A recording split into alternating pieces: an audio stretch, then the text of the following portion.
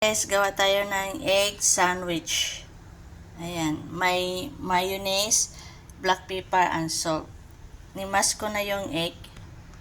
Lagyan paminta, salt, mayonnaise. Ayan, halo-haluin.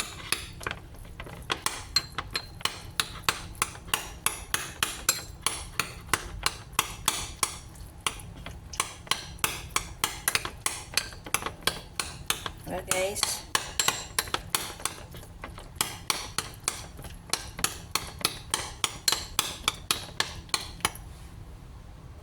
Hatiin natin ng triangle yung bread.